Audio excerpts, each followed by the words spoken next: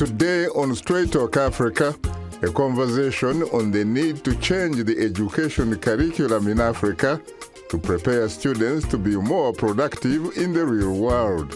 That discussion is coming up next right here on Straight Talk Africa. Hello, welcome to Straight Talk Africa, live from the Voice of America headquarters here in Washington. I am Shaka Ssali, and today we are exploring ways of learning that are student-centered and how those can be used to rethink Africa's education systems.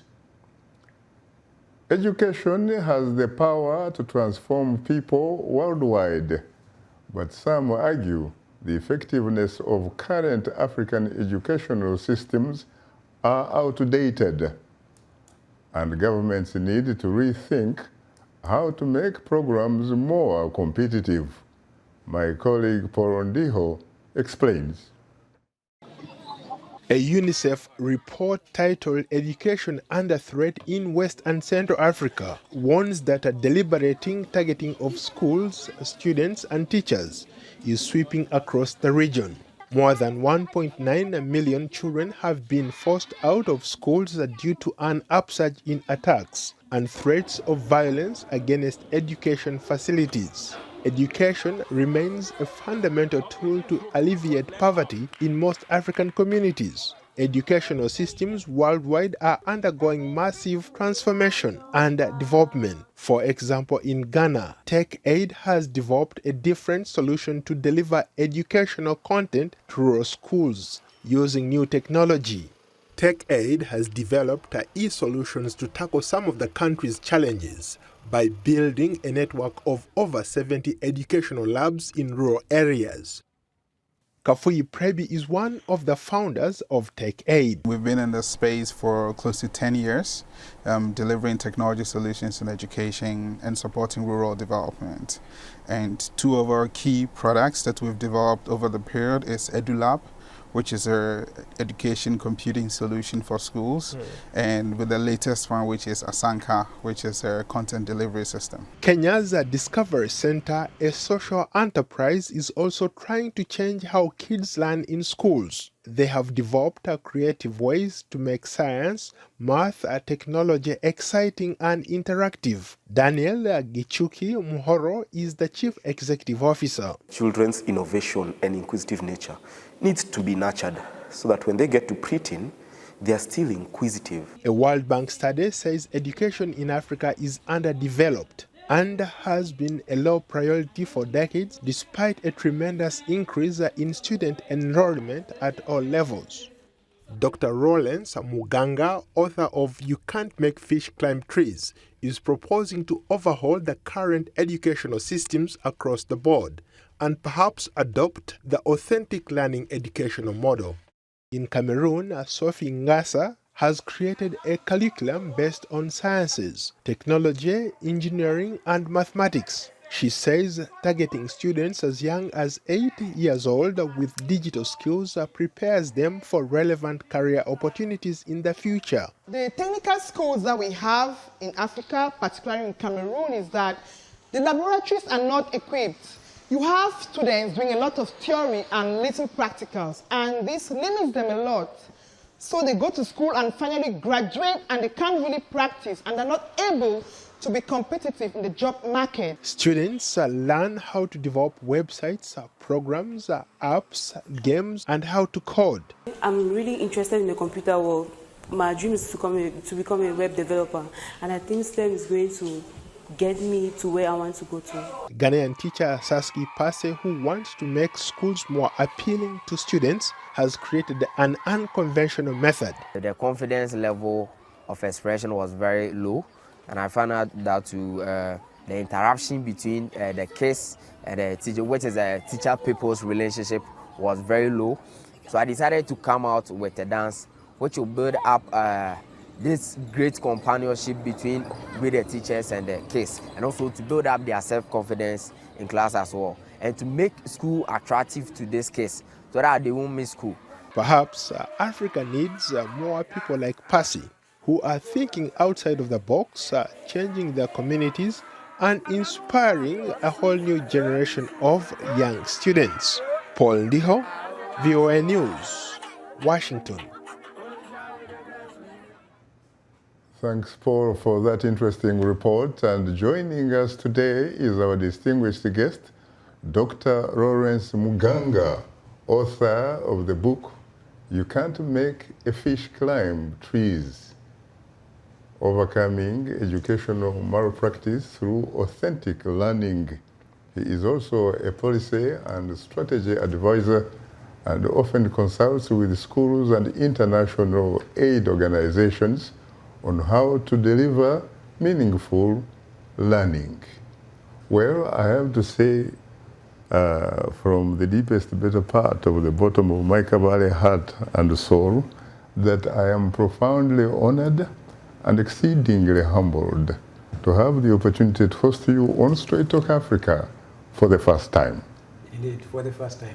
It is a huge pleasure to be here too, in your studios. It's very interesting because we've talked before and you've said a lot of things, and yes. I recall that you autographed a copy of your book, You Can't Make Fish Climb Trees. Yes. You autographed it for me and you said, Ndugu Dr. Shaka Ssali, even though I have no clinic, thank you for being a huge inspiration of mine in this journey we call life. That's very true. Life is a journey, and mine was a tough one, right? Growing up. So at some point, I stumbled on a radio back in Africa, in Uganda, and that was Voice of America. So, and one station we used to really listen to was Voice of America, like. And then there was this person I had no clue about, and his name was Shaka Ssali. So hearing the name Ssali resembled the name I often hear with my classmates, my neighbors. But then there was also the other part of the name Shaka. I say, okay, I have also studied some history, and there are some Shakas in South Africa. But regardless, this person must be African. But I took the nearest part, Ssali. So I said, how did he make it? This person, if this person comes from Uganda, how did he make it? And that was remained an inspiration for me. If this guy from Uganda, or even from South Africa, has made it to Voice of America, if I work hard, I can be somewhere. And I never missed any episode of Africa World Tonight. There are times I used to hear you show up on Daybreak Africa, and then growing up as now a man, a father, Straight Talk Africa. So you think that I may in fact have made some contribution, however modest, for your eventual destination to Canada? No doubt about it, because not me alone. There are so many people like in my circles that we used to discuss. Are you missing Shaka's show tonight? No, let's go. And we converge on one small tiny radio. I didn't have one myself. A friend of mine had one. We converged there and listened to that. So the goal was to one day also become experts in something and be somewhere. And at the end of the day, I found myself in Canada. So there's no doubt about that. It is very interesting because in the mid-60s, when I was in high school at what used to be called Kigezi College Butobere, and affectionately known as Senior. Senior. I had a mathematics teacher. Right. And I was particularly less than a mediocre in mathematics. And I remember him saying, because I was a star track athlete, I used to do 400 meters hurdles. I used to do triple jump. Yes. I used to be a striker on the football team. And one day in the mathematics class, he said, Ssali, apart from running faster around the track than your colleagues, and probably scoring a lot of goals, I don't really think that you'll end up as something really. I don't think you'll make anything good out of yourself. So do you think that I may actually have been, is it possible that I may have disappointed that particular mathematics teacher? 100% you have disappointed this particular teacher. And that is, at the heart of that is what is everything wrong about the education systems we are talking about. Now, could it be even easier if they taught you mathematics using the strength of these other things that you knew? I'll give you an example. I have seen a mathematics teacher in Sweden who takes kids, grade 3 kids, in a on a basketball court. Interesting. And then they learn how to add and subtract by shooting. And then the opposite team shoots, and then they minus, right? So they may have, that's wrong with, I mean, everything wrong with the education systems we are talking about right now. So by where you are right now, I don't even know if that teacher would love to remember those comments, because would be embarrassing to them. You know, I play that he comes across a line that says, the best revenge is massive success. That's very true. Very interesting. And that is the same thing that happened to me most of the time. I remember like going through some socio-economic issues at home, like especially economically, like my family was impoverished, right? And the only means to even get fees to pay for my school was to either sell chickens, and eventually my mom gave me some money to start like have some rabbits. A rabbit industry. Yes, some kind of small kind of farm, like of rabbits, right? But when I started selling them, and she found out when I told her, you know what, there are some students struggling to pay their fees. I am willing to donate a few rabbits to these students, and they can raise them, they can sell them off, they can raise fees, and they can stay in school. She picked that up, called my parents, and told them to shut down the initiative I was having at home because it is going to distract my education. You are wasting your time. Yes. But you know? Your good mother, you know, was as an incredible lady, because she, according to what I read in the book, she would wake up very early. 3 a.m. And walk with you. Yes. To school. For almost 45 minutes. And we are talking about 10 kilometers or 10 miles? Yeah, we are talking about 10 kilometers from where we are living to this only school in the community. So she could walk me almost halfway to meet other students coming from different parts of the community. It was kind of a trading center, so we could move as a group. So then she has to go back on her own. So, and I did that for 2 years. She walked with me for 2 years. In other words, all those years, it is as though she was going to school too. She was a graduate of, at least according to you in the book, of the second grade. Yes. What they call primary 2. That's right. And yet she had an incredible advice for you. She said that you should strive to be the best that you could be, but also be of service to others. That's very true. To me, I always tell people, use this statement that she was uneducated but educated. And by that I mean, if you go by the standards of the Western education, she was not educated. That is the aspect that she didn't have. Exactly. And if you go by what really education means, she was educated. She probably, in fact, was not only educated, but a genius. That's very true. Let me ask you incredible. A very simple question that Yes. probably a lot of people are waiting to hear me ask. First of all, why did you, in fact, write this book? It is, I had 3 reasons. One, if you have an education system that still prevents students to look up things in this day and age where we have technology, but asks them to cram them, then there is a huge problem.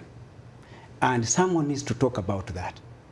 because there is no need. There is zero value in cramming something, memorizing something, and you move around with it and then reproduce it in a test score. But wasn't that the traditional way of teaching, of learning? Exactly, that is it. But if the system is still holding that as a virtue and a value that contemporary students should embrace, then that should be, someone should talk about it. Two, if this very same education system is telling students, for example, in Africa, right, that the guy who discovered River Niger is Mungo Park, like even though he picked up some people to take him to that river. The doctor who eventually died of malaria. That's very true. Then there is something wrong with that. And three, I think, which is very, very important, if this system is still asking students to collect dots, how many dots can you collect in this system, rather than connecting the dots, then it is a terrible system. Someone needs to talk about it. So, but what about if, for example, you actually taught collecting and connecting the dots? It is great, but unfortunately, the system emphasizes collecting. How many dots can you collect? And I will evaluate you according to the many facts you have gathered, right? But how many problems can you solve? That is not a question they ask. That, in fact, at the time I was going to school, was a negative, because they looked at you as being a rebel, someone that was not traditional. You're trying to be imaginative. You're trying to be creative. You're trying really to be creative. That is the system, how it has been. It was built, and it remains like that. Like you, I mean, do you think? Have you ever thought about, like, you've gone through this system, like everyone who has gone through school? Have you ever imagined why a teacher walks in and students have been told, like, the first time a teacher walks in, simply say, "Good morning, Mr. So and so," right? Yes. It was a norm. It is a norm, right? That means that you have to have obedience, you have to have compliance, you have to follow the rules as they are. It was pretty much like a servant-master relationship. That's very true. Or slave-master relationship, really. But isn't that also a reflection, for example, of those times? We are talking about colonialism. Yes. Colonialism was not democratic. And for the most part, across the African continent, you still have countries which are essentially democratically challenged. That's very true. But here is the thing, Ndugu Shaka. Where we have the education system right now as is, and how it came to be, is not the problem of African governments, how it came to be as is. But how it can be changed, right, to make it something that actually is realistic to the days we live today, is the problem of African leaders, right? But of course, they are preoccupied with different other things, abandoning the most important thing, education, which creates a vibrant human race that they always need for survival too, as governments, right? You know, you raise a very important issue in your book. The issue of what you characterize as one size fits all. Yes. That is what I went through, that is what you went through, and that is what other students right now as we talk continue to go through. Any particular reason why African leaders cannot get it? I mean, like you said, some of them are busy. The number one policy that makes sense to them is how much can they survive in power? How can they stay in power, right? That is priority, right?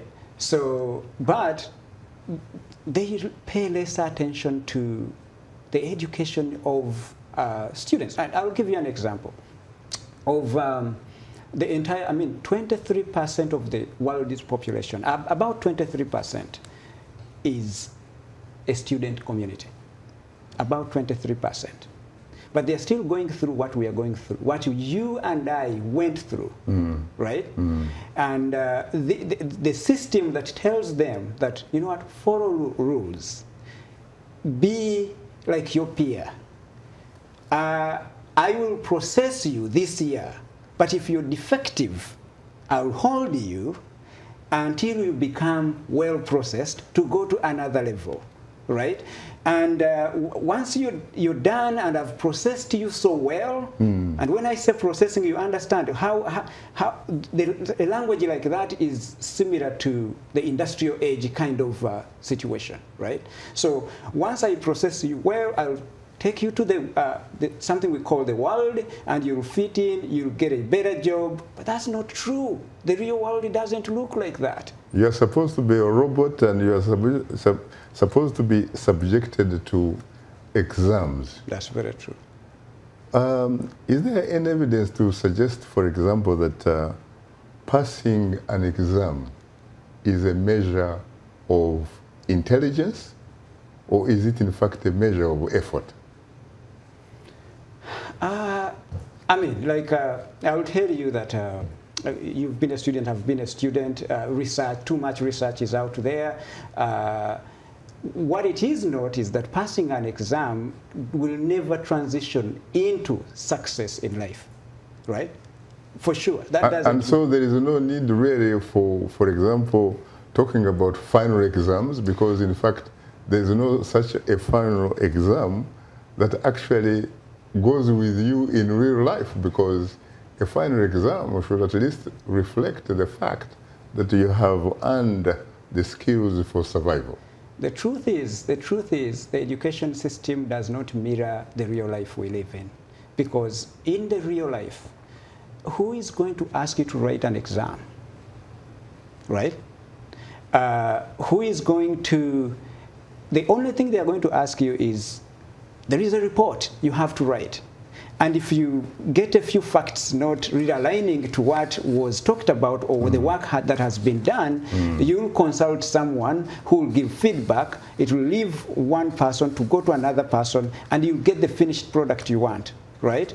But an exam is something that eventually, in the 1900s, as we 150 years ago, when this system really was predominantly needed, industrial age, it was something to try to process these students, get those ones who have followed the rules to the book, right? And then be able to work the 12-hour shift where they needed these workers, right? But these are not the days we live. We live in creative economy days. Now, Dr. Muganga, you Yes. can't make fish climb trees. How did you come about this or such a title? What inspired it? Let's even start with you. You talked about you were very, very good at running, Yes. scoring so many goals, Yes. right? I was very good in what was called civics, and later, of course, current affairs. Very true. Current History. affairs, history. Geography, because I wanted to go different places and all that kind of stuff, yes. Every young person, they had their natural abilities, right?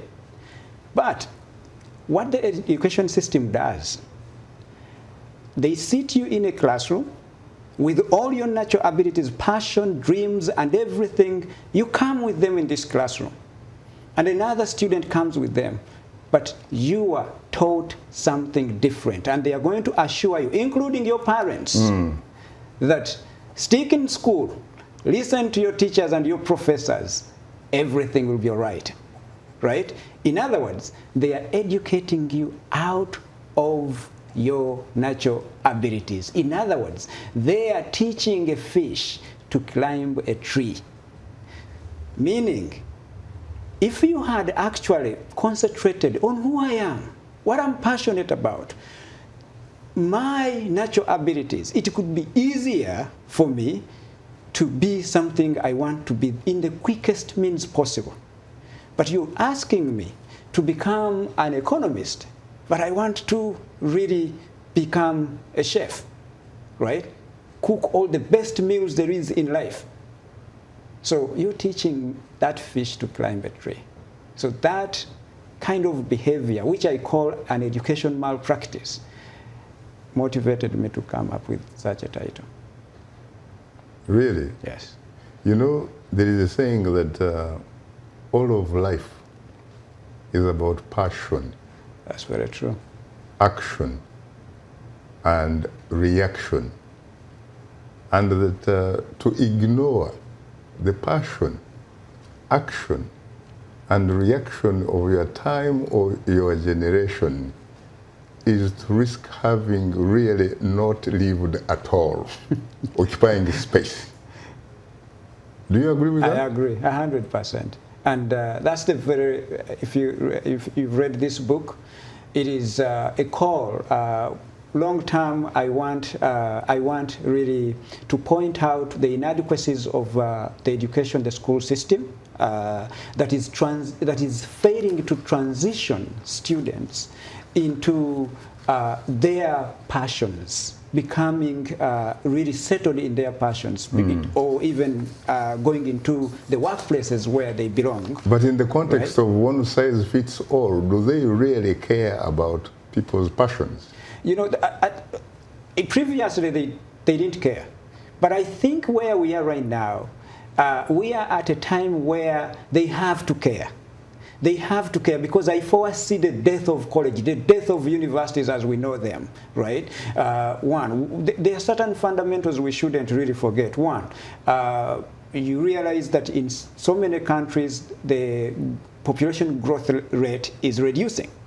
Right? So if you have these ivory towers, these universities that used to have 20,000 students, at some point they will not have students. Right. So it will mean that actually education have to be realistic. I have to work and gather the experience in the field, right, than sitting in a classroom. So you will shut it down. And we have seen so far, even here in America, I was watching news recently, so far 23 colleges are shutting down. Shutting down. Yes, and it's a trend that is happening in India, I've seen in UK, like things are happening, right? So people have to start thinking creatively, how better can we educate students to become actually leaders and problem solvers rather than robots? Because there is a robot anyways. Artificial intelligence and everything, robots have been made. They can do that job, right? So, but what can a human being bring on the table? Because it is going to come to, it is coming to a time, if it's not already here, for you to be able to not to present what you know, but to be able to present what you can do with what you know. Right. You know, it is very interesting because when you look at some of these standardized tests, for example, that allow you to go to graduate school and professional schools and stuff like that, yes, GRE and what have you, Aerosat, you name it, they measure what they call IQ, intelligent quotient. What about the other quotients? We're talking about curiosity quotient, passion quotient, environmental quotient. What about those? That's, of course, those are the gaps within our education system. Similarly to what you see, like the test scores they use like today, right? When you look at Frederick J. Carey, when he came up with this in the 19th century, when they had pressure of so massive students that needed to be scored, right? He came up with this thing to make work of teachers easier, right? And 10 years later, he really abandoned it and said, you know what? This thing was for this problem. We no longer have this problem, so we should run away from standardized testing. But they rebuked him because it was working for them, and they ignored him. And it is still standing today. So that's the same thing. When we talk about an IQ, at least I want to believe someone like the guy who came up with multiple intelligences, right? He tries, but still he doesn't hit the mark. I will tell you that we cannot even account for how many intelligences are out there, right? So, and the education system should be able to take care of that, like teach students to learn, acquire as many intelligences as possible, right? Or develop them. Very interesting. Muganga, for a guy that used to walk 20 miles each day in order to have access to that education in Uganda, somewhere in Uganda, how did it feel like flying from Canada to Washington?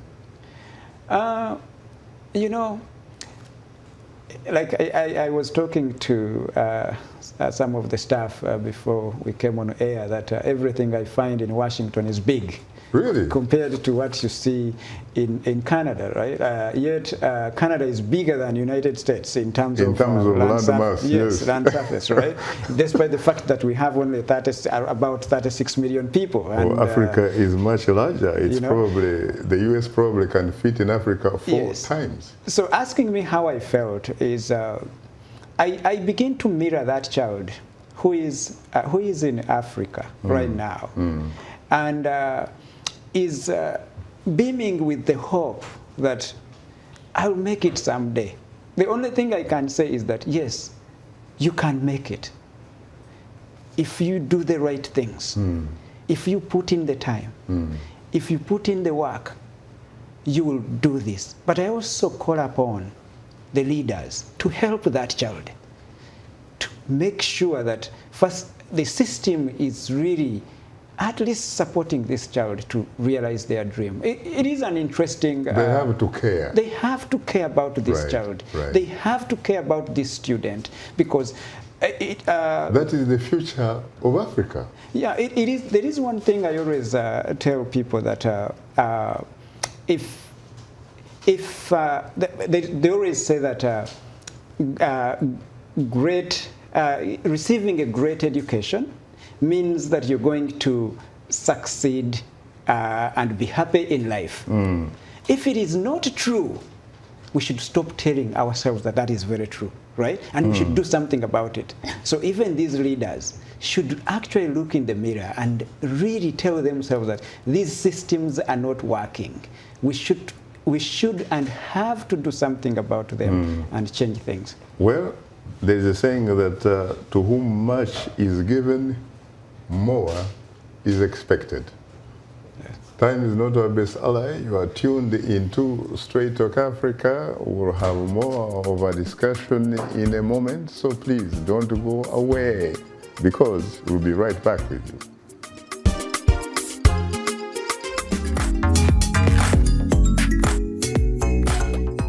Voices, we're talking about the news and issues you're talking about. Sharing stories of development and growth across Africa, around the world, and in our lives. Topics that inform, empower, and change the rules. It's time for Our Voices. With me, Haiti Adams Fitzpatrick. And Hadiza Kiari. And Ayan Bior. And Orion Itangi Shaka. It's time for Our Voices.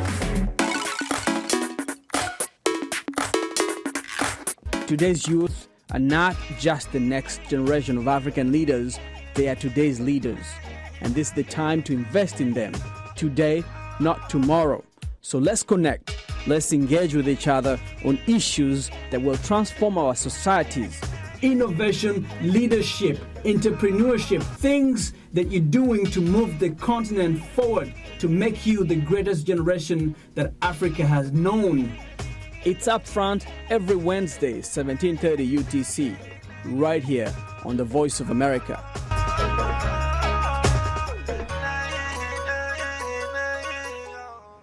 We appreciate all of our audience feedback. Straight Talk Africa streams live every Wednesday on Facebook.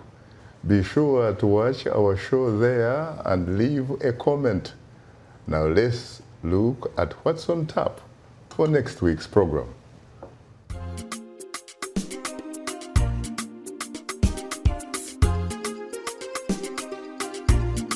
On the next Straight Talk Africa, Uganda is heading towards elections in 2021, and the biggest threat to President Yoweri Museveni may be a 37-year-old musician.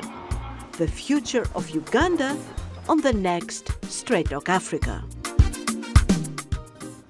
And today we are discussing educational practices that better prepare students to be more productive in the real world. Our guest today is Dr. Lawrence Muganga, author of the book, You Can't Make a Fish Climb Trees. And on that note, of course, I would like to say again that I'm profoundly honored and exceedingly humbled to have the opportunity to host you on Straight Talk Africa for the first time. Thank you, Ndugu Shaka. It is a pleasure. It means a lot to me. You're most welcome, and to be very honest with you, I can't wait to get the opportunity to take you for Nyama Choma to exchange some social amenities. Taking me back to the roots. Right? You're most welcome. Thank you. You're most welcome. So when you think about it, what do you think needs to be done by our mother continent in order to make sure that they train and socialize young people to take their rightful positions in harnessing the resources for the benefit of their people? That's right. Yeah, no, yeah, thank you. That's a very good question. I want to draw you to something very important, and you may be familiar with, and I've chosen to call it the African indigenous education, right? If you remember... You mean something that taps or reflects traditional African culture? Yes. If you look at how learning used to happen, and I'm back to the days before colonization and the Western education had to set in. During that time, how did people learn?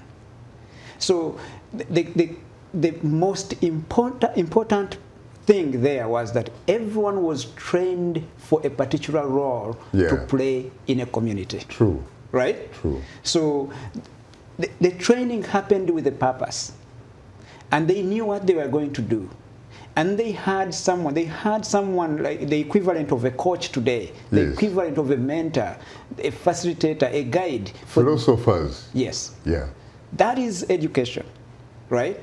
So now, come back to the education as we know it right now, where you're going to sit a student in a classroom for as long as how many hours? Say, give and take 6, let's say 6. And they're going to do that for the entire year, right? And then they will do it for the entire, how many years of their lifetime as students. And then after that, you tell them that, okay, go out and find a job. You have this kid going up to university. Yeah. In fact, there was this recent case in Kenya, in the Kenyan capital, Nairobi, where a former student of the University of Nairobi, and guess what, with a first-class degree to boot, and I think it was in actuarial science, which normally is applicable in insurance companies, banks, and you name it, and what have you. Guess what? He could never find a job. He was, in fact, living, I think, in one of these slum neighborhoods called Kibera, which you probably know about. Yeah. Can you believe it? So what are you supposed to tell a guy like that and his colleagues as society? You have told this guy and his colleagues that if they can be disciplined, they can work very hard at their work, that they will be very good people and useful members of the community. And yet, this guy has nothing to show for anything. Is it because these people talk about and encourage people to work hard, but perhaps not to work smart? It is a combination of both. But here is what I can tell you and tell anyone who is following us. It is unfortunate that we are facing the problems we are facing right now, and nobody like is willing to take the initiative to flip this thing we call the education system, because right now, give and take, I can say Africa is averaging around 53% of youth unemployment, graduate unemployment, right? But we are talking about graduates, right? We have not touched the people who did not even make it for some reason to college, right? So one would conclusively say that this is the largest scam we have ever seen in the history of the African continent, where you tell people that go to school, after school, you'll be great. And then this very person is homeless. You do not provide the necessary infrastructure. No. The necessary logistics. Yeah, not in place at all. So why is that so? Is it because Africa, as some have said, that has a remarkable leadership deficit? Very much. That the people, in fact, we call leaders, in fact, are not leaders. They are, at least according to some of these sources, rulers, really. It speaks to that 100%. And where are their priorities invested, right? But there is something that they can't do. Very, very simple, right? We have to go back to what the African way of learning I talked about. And that's when I propose authentic learning. Right. Which is... in fact, what is authentic learning as opposed to, for example, teacher-centered learning? Okay, well, teacher-centered learning is it's an umbrella of different learning theories, where you find authentic learning is a subset of teacher-centered learning. Right, but we have experiential learning. It's like a factory which simply puts individuals on an assembly line of sorts. Yeah. So when you look at teacher-centered learning, right, you look at the entire premise, where that the authority is a teacher, right? No, but we need to flip that. The governments in Africa and everywhere, they should switch this system to be student-centered. It is a sort of dictatorship, really. Yes. You call it authority. Okay, yeah, from top to down, right? So for that matter, let me ask you a question. Do you find, for example, in most of Africa, that the population, the people who make up the population, are citizens who enjoy, for example, constitutional rights, inalienable rights, someone might even say birthrights, because they owe allegiance to the state and therefore they are the bosses, or are they in fact subjects who owe allegiance to an individual authority who in turn can access them to what you would call privileges as opposed to rights? In essence, they are supposed to have their rights, but their rights have been really, really grabbed and taken. So in all spheres of life, so even in education, where you are supposed to develop my passion, you are supposed to nurture my aspiration, my natural abilities, but you're teaching me otherwise, because you're the teacher, you're the authority, you're the boss. You're the teacher, there's the school administrator, and the hierarchy goes on and goes on to the president of the country. As I grew up, as a matter of fact, you started with that kind of system right at home. Yes. The parents, that's very for true. example, represented that kind of system that you are talking about. Yeah. The church, the mosque, represented that same thing, the schools and the government. True. And much as we are demanding change, we are asking for change in the education system. This should actually encompass the parents, we the parents, it should start with us as well. It should be holistic. It should be a holistic sort of kind approach. of approach solution to this. We should know what kind of what is education for, right? And I would argue that education is for helping students to lead and solve problems. To realize their potential. Yeah. And to become productive members of society. That's 100% true. They should be able to be taught and be able to lead and solve interesting problems. Precisely. And what are those interesting problems? It means that what I'm passionate about and I see a problem, I would see to it and learn towards solving that problem. So if I'm able to solve that problem, then it means I don't need a job. I don't need to ask you, the government, to create a job. I have created a job. In fact, that is very interesting because I come from a family where my father was that type of entrepreneur. He created jobs. See. He had no benefit of Western type of education, but he was a genius. That's true. As a matter of fact, if I had about 10% of his wisdom, given the kind of advantages I have had, given the kind of exposure, both in terms of real life and academic and what have you, I probably could find it very easy to remove these superficial, artificial boundaries on the African continent and become the man in charge of that thing called Africa. That's very true. You know? Yeah. So you asked me about the difference between teacher-centered and authentic learning. So the teacher-centered, we know it is all its ills, that it is what it has led to where we are right now, where the teacher is the think tank, is the monopoly of knowledge of everything. Correct. Right? Correct. But now we need also to think about authentic learning. Authentic learning, this is... is the be-it-all and end-all. Exactly. They know everything, right? They used to say, and Jack yet of all the trades, truth right? is they do not. Correct. Because they know some things. Yeah, because I always... and no one does really know everything. No one knows everything. And I always make this controversial kind of statement, but which we need to really talk about, that why would we allow this system where one lecture is being taught in a country 20,000 times at the same time by 20,000 different people.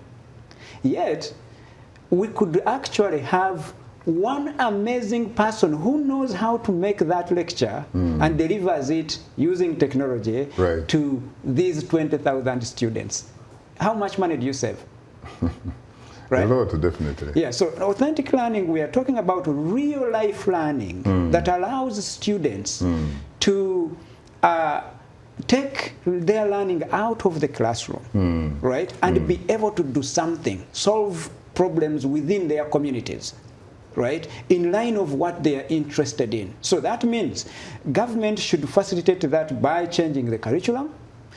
Teachers need to be reoriented. This is natural. They know how to do this. Teachers know how to do this. But it's the system that is really, that has handcuffed them not to do this.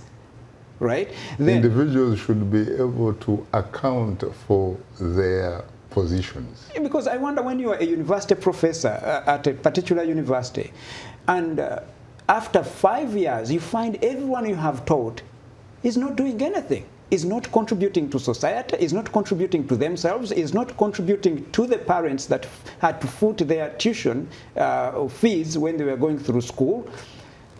That is a scam. It means that you are a failure, in fact. That's right. And yet it is not really your fault. It is not their fault. The system is really letting them down. They should be educated differently. We should be able to look at this system and say, okay, is it possible to have to rethink the way we really think about education? Even parents, right? The mindset they have about education, that any successful child of mine who has to live in this world have to go to university. I will argue that university as is not for everyone. Not only to university, but actually to take certain specific disciplines or professions. Exactly, But right? if you are smart, you better be like medicine, law, engineering, accountants, something like that. Yeah, if they're even very prescriptive that if you don't do this, no, this in our family we don't do this. So the mindset should change to support these students to be able to be whatever really. Yeah, be like they can be. That's very true. Look at what is happening in different countries like Finland, Singapore, Germany, Japan, where they have like two paths to their education system. Right. Right. Right. And it doesn't mean that one is inferior. No. They are at the same categorization. Because in fact, in real life, they supplement and complement one another. That's you true. need both. You need both. So students would choose to go the vocational and technical or the academic stream. Precisely. Right? Yeah, and they are as prestigious as anything, right? What about the issue, for example, of social, economic, political injustice? Yeah. For example, in your book, yes, you indicate where you benefited out of where it is about the technical who you know, as opposed to the technical what you know. That's very true, because given the education system as is, it is not the technical know-how, right? It is the technical know-who, right? Who you know. If I didn't know someone, right, to be able to push me to a particular office or somewhere, right, perhaps even I would not even be here, right? I mean, you were talking about a passport, for example, that's right, which should in fact be your legitimate right. Yes, countries provide mechanisms of obtaining a passport the express way, the ordinary way, but you walk into this place, it is your right, and you need something express because of an opportunity that has just shown up. Correct. Right? And you can't have this, right? And then, of course, you have to be very, very creative. You have to go till you see the guy who is heading this agency. And you have to do it your way. But the question is, how many people who can't make it to that level? Or you have to do what they call in Kenya, kitu kidogo. Oh, yeah, very, very rampant at that. Yes, that is what is happening. So that is depriving people of their rights. Those who the haves are able to really, I can't say that are able to enjoy their right, because you have not enjoyed your right, you have bought it. Correct. The have-nots, they are always going to suffer, right? So now you have a population of that has been subject to a system that is not really helping them make something out of their lives, and then you ask them to pay to buy their own right. When you walk back in memory lane, yes, going back to the time when you and your mother used to walk 10 kilometers or 10 miles each direction in order for you to access an education. And eventually you sort of got your luck and ended up in Canada. You are a respectable professional individual. You are a professor. You are an author of international repute. And by the way, congratulations really, because you are even an award-winning professor. Thank you very much. What would you say is the single most important decision that you have made so far? And what about the single most regrettable decision, if any? I mean, the regretables are a couple. No catalog. I just need one, if you don't mind. So, one of the most important decisions I have made was to insist on pursuing education. And that is listening to my mother, right? But I'm not saying it was good quality education. But I persisted. It was good enough for you to end up in a world-class university. That's very true. And get yourself the PhD, which when I was at UCLA in graduate school, they used to refer to it as the International Trade Union card. That's true. So I was able to diversify that kind of education for it to be able to make me the person I am right now. That is the other, what we were talking about, that if you really want luck, you have to dig trenches. You have to look for it. Yeah, dig trenches such that luck can really flow through towards you, right? I really feel that I made that decision, and it has worked for me, right? But at the same time, I have there are certain decisions I made that one decision that I made that I regret at some point is I still wasted too much time in education. You did? Yes. Really? Yes. How? How is that? How? At some point, I was trained as an economist. Right. Not as an initially, not as an educator. But more is better than less. Yes. But also, at the same time, expertise through immersing yourself into something. Focusing like a laser beam. Yes, right? It really makes you very, very good. Really? Yeah. At some point, a significant part of my life, I worked as an economic policy advisor. Right. It is something I was good at, but not passionate about. The system pushed me there. Really? Right? Bread and butter. Yes, and thank you. Until I came back home in the education, to become an educationist, a place where... You felt at home. Very true. Very good. You know, we joke about how, for example, you and I come from a place or places that are identified as Kabale. I come from Kabale, perhaps the only Kabale that I thought in fact existed. But you surprised me by telling me that in fact you come from another Kabale, somewhere in Masaka. Yes, that is if you know what they call Kalungu East constituency. Yeah. So that is Masaka, Lwabenge, Kabale there. Very interesting. Yeah. If you were to give some advice to a young man or a young woman growing up in Kabale who wants to be like you, what would you say to him or to her? What does she need to do, or what does he need to do in order to not only walk in your footsteps successfully, but in fact stand on your shoulders so that he or she can see a little bit further than you? That's very true. So the most important thing is discipline. Right? Time apparently is not our best ally. Yes. So discipline and don't distract yourself. Okay. Right? And then look for mentors.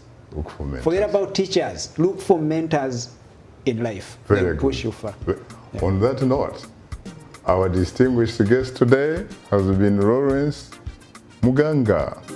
Thanks to our audience for tuning into Straight Talk Africa. In the meantime, get better, not bitter, Africa. And please remember to keep the African hopes alive.